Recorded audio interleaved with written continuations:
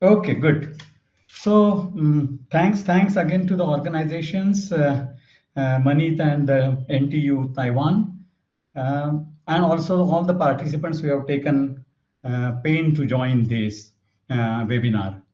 See, bridging finance and climate goals, entire world is working on it. So I'm not going to say something new. What I'm going to do is the synthesis, what different experts are thinking on this aspect. So it is happening at entire level, correct? At all level, because climate change is happening in all level and entire level, and then naturally countries at the regional level, everywhere this is happening.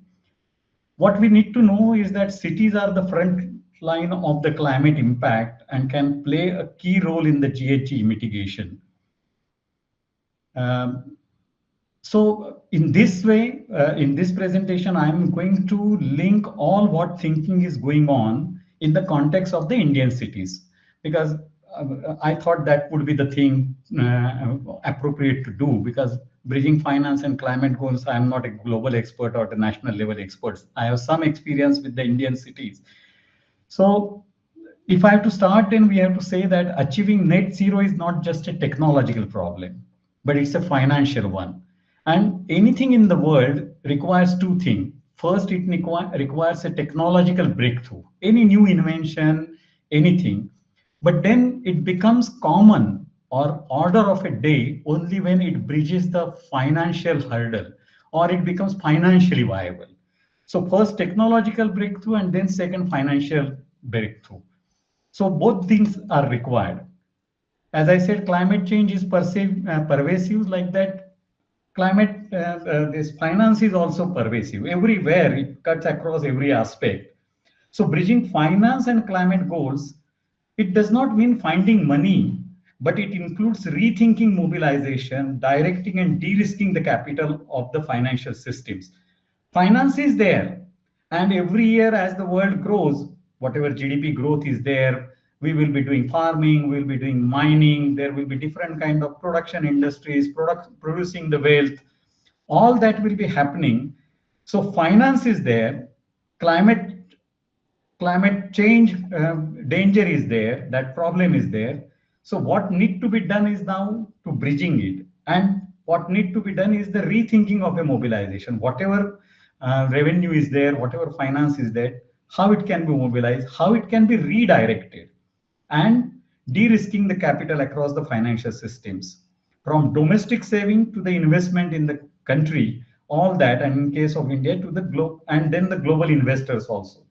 So achieving net zero at any level depends on achieving the climate resilience or net zero cities, because as I said, cities are frontline of the this war.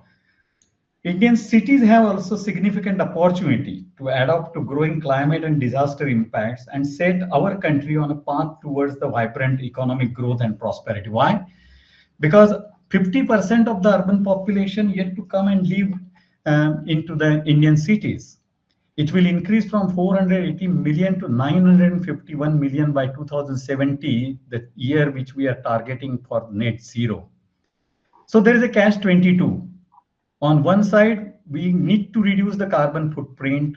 We need to reduce GHG emission, because cities contribute 70% of the GHG emission. So on one side, we need to achieve climate change or climate resilience, net zero, but at the same time, we are confronted, not only India, but entire world. In the world also, more than 2.5 billion people will move to the urban cities or urban areas. Those people who are moving to the urban would require roads, buildings, infrastructure, and all that creation of infrastructure. This city people coming into the cities is going to increase again the GHG emission and the carbon footprint. So there is a catch 22 situation. So cities are cause of climate change, one of the major cause, not the entire cause, but at the same time they can be the solution of the, that is what experts is saying, that cities are the cause, but at the same time solution of the climate change issue or net zero, achieving net zero. Different estimates are there. There is a McKinsey report or World Economic Forum report. On and around world requires after 2000 till 2039 $9 trillion every year and from 2030 to 2050, almost $10 trillion every year for this net zero target achievement, or realigning the entire production forces and reducing the carbon footprint. In that, developing countries would require around 2.5 trillion rupees per year from 2030 onwards. But at the same time, they will require $1 trillion, not rupees, sorry, $1 trillion to come into from external sources, that is from outside in those countries, because those are developing countries. Looking to how much money is available, or at the moment, how much it is getting invested. So then finance for the climate action or creating climate resilience, achieving the net zero is about 1.9 trillion annually in 2023. It may have increased little bit. But what is required, it is against that, it is just 1/5. So that's the real issue. From where to bring that money, or from where to bridge that gap between the required finance and the available finance.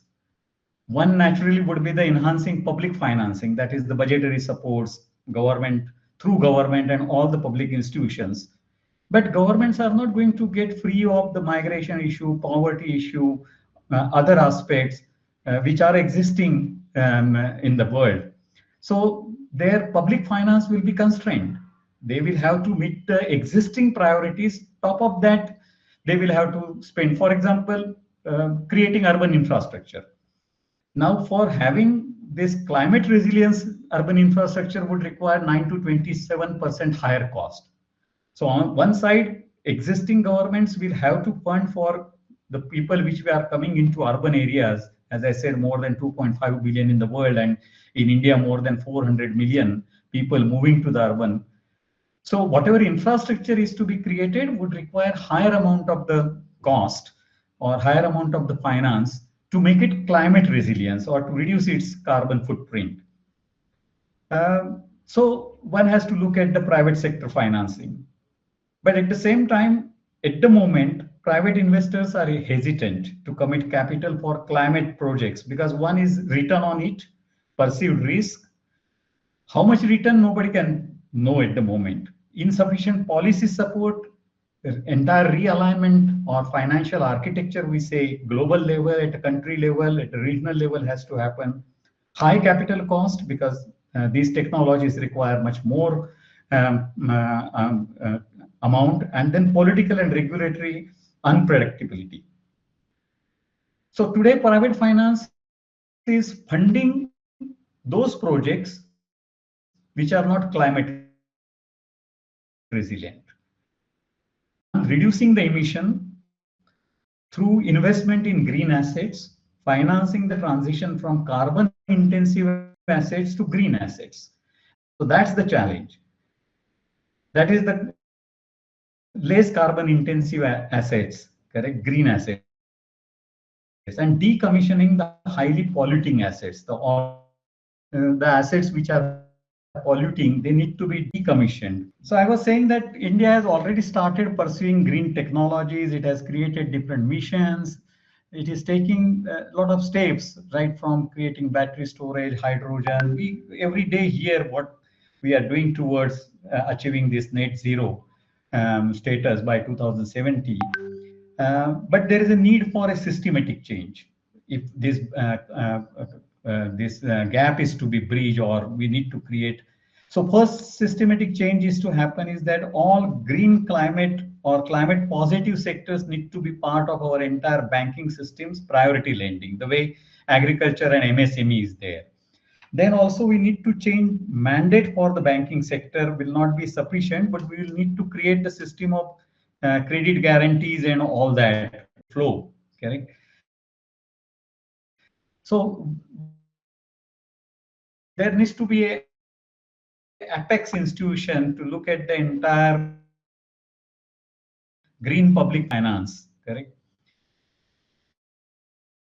Then blended finance, most of you must be knowing what exactly it is. In simple term, combining the public development finance and philanthropic fund, which are available for this nationally and internationally, with the private funding. so that that risk gets shared, and at the same time, the cost of the capital can go down, and that would help to fund the green technologies. Correct. Then, in this particularly, government public sector will accept low returns on the public capital to attract the private investment. So at present scale remains limited, but due to this blended finance is not happening because still there is a high structuring cost and capital sources are fragmented. So such kind of a apex institution looking up would help. Also, creation of the state-owned blended finance platforms at the subnational level. That was the national level, but at subnational level, also such structures will have to be created, bringing together government, private, and philanthropical capital under one roof. Then we need to create, as I said earlier, it will be a recycling or realigning of the existing capital and the future wealth which will get generated capital for green projects or the climate mitigation project. So system to recycle or unlock capital. One of the ways the monetizing existing assets to invest into new asset, but at the same time creating a system to unlock the loans of the bank or the financial institutions which are locked in a static assets through the securitization and structured credit instruments. And those kind of instruments need to be created whereby banks and the prime financial institutions can unlock their capital and can fund new investment. Also, capital allocation need to be shifted from carbon intense projects. See, even today, new carbon intense projects are getting finance and they will continue to get finance in future time because they provide the return, and finance goal is ultimately wealth maximization. So it cannot be so that the finance can become unsustainable or finance can give away the returns. Finance has to sustain. So even today, with all said and done, finance is financing carbon intense project, and for certain time, as I said, they would be required also. But slowly and gradually, this whole alignment need to be changed to the carbon neutral projects.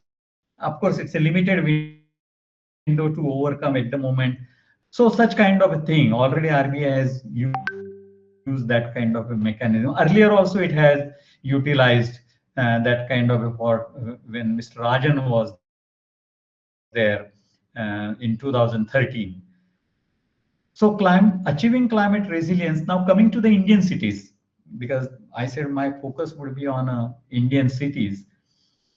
The report was prepared by the World Bank Group. I would request everybody to look into it. That report, beautiful report towards resilient and prosperous cities in India, and I was I had a privilege to contribute to that also. So there, some estimation was done how much urban infrastructure, resilient urban infrastructure would require. So coming to the Indian cities financial need, what this report estimated is that we will require 2% of the GDP by 2050 and 2.5% of the GDP by 2070. So India would expect to spend more than $2 trillion between now and 2050 on urban infrastructure, making it climate resilience. As I said, loading happens of 9 to 27%, depending upon the engineering standards and the kind of climate resilience is to be brought in. So, and then by 2017, $10 trillion would be required by Indian urban infrastructure to accommodate existing and increasing population. And if the space of urbanization accelerates, the nation might have to spend some more 2.5 to 2.9 trillion dollars, going to $12 trillion by the 2070. This is the table. which I summarized. You can find it.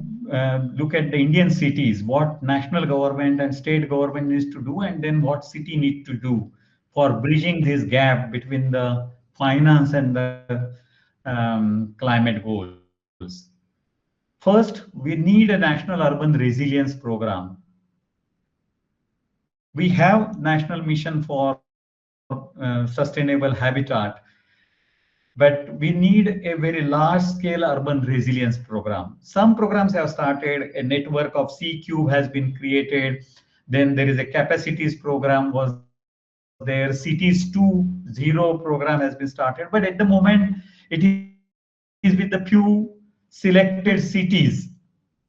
But we require a national urban resilience program. Somewhere idea could be, say, whatever is the urban challenge fund can be converted into a urban climate fund, and then specifically funding the climate resilient urban infrastructure, or making that as a cutting across conditionality. Then national hub, a national support facility to fund cities. At the moment, that role to some extent is played by the NIUF, which has created a network of 75 international donor agencies and the multilateral agencies and the bilateral agencies all together, and Indian agencies. They call it C-Cube. But we require a national hub which will support facility to fund cities, to provide knowledge climate risk analysis, to support capacity building. It need to be on a very massive scale because we have around 5,000 cities, municipal cities, and if we take the census town and all that, then the 10,000 urban areas. So it's a vast country and big dimension. Then national hub for collecting and monitoring urban climate resilience and GHG data, which will provide robust and granular climate risk data for the cities and share them and support them. Then mandating again resilient and efficient urban infrastructure and municipal services. We need to change the construction and building construction and all construction norms like the way we did when after earthquake. So now national building code was changed to have the earthquake resilient buildings after those 2 3 big earthquake, one Kutch and one also in the north. So something like all climate resilience norms need to be coded, and each and every project, urban infrastructure projects and other norms included into it. Then we need to climate link fiscal transfers to support cities climate action. At the moment, yes, there are devolutions, there are projects under which Amrut and other schemes, Urban Challenge Fund, and then there are states also have schemes, but those all schemes need to be an additional scheme or grant fund specifically dedicated for climate action at the city level need to be created, because our cities are highly dependent on the national and state level transfers. More than 50% they are dependent as an average across the India, but smaller cities are dependent 70 to 80%. So the mainly fund will have to come at the moment, in at least for short term, from the higher level governments for the climate action. Then as the entire architecture get created, which we discussed earlier at a global level and at the country level, and those realignment of the happens of the capital flow, then probably, and by that time, if cities become financially healthy, then they will be able to fund climate action. Climate action or climate resilience need to be made mandatory. All this support will be required. They lack the project preparation facility. Bankable projects will have to be created. Bankable climate finance project will have to be done.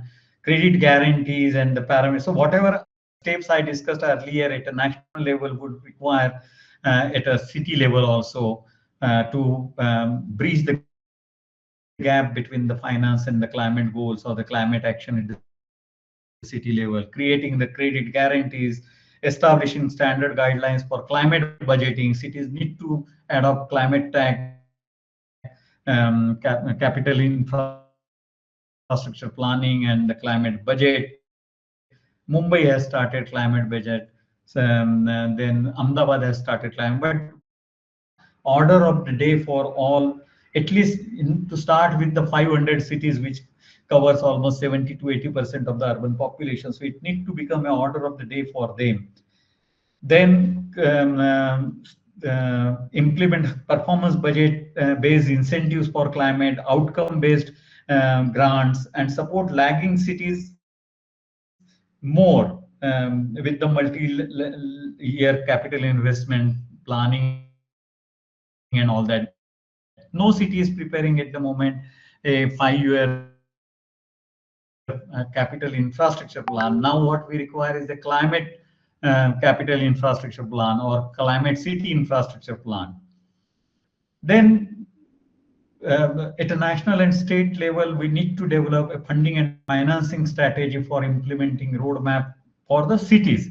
They are doing it at a national level, but we need to improve ULB's access to the finance and funding of the urban resilience.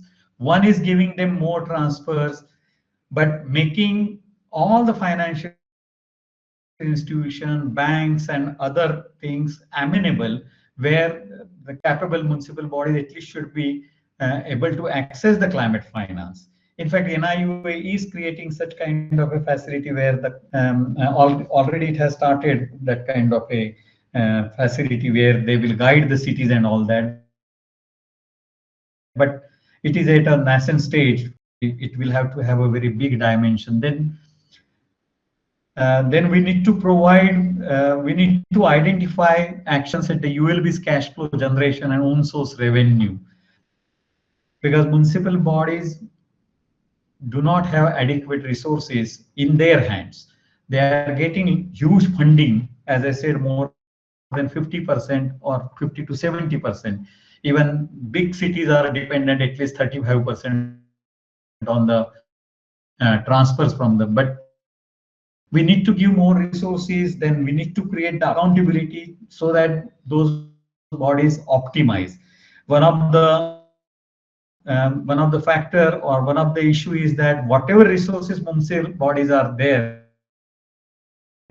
having in their hand, that is not being optimized. For example, property tax just covers 0.15% of the GDP, while even in other countries, OECD countries and other developing countries, property tax constitutes 1% of the GDP of that country, while here it is 0.15%. And various even Central Finance Commission reports and other reports have indicated that just it can go to the 0.6% also, 0.6%. So 4 times it can be increased just by removing the inefficiencies and other aspects. So there are both the aspects.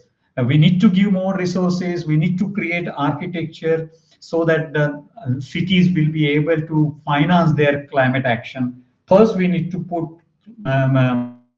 mandatory requirement that they prepare climate action plan, go for climate budgeting, go for climate resilience urban infrastructure, but then making finance available and making them accountable for whatever resources they have,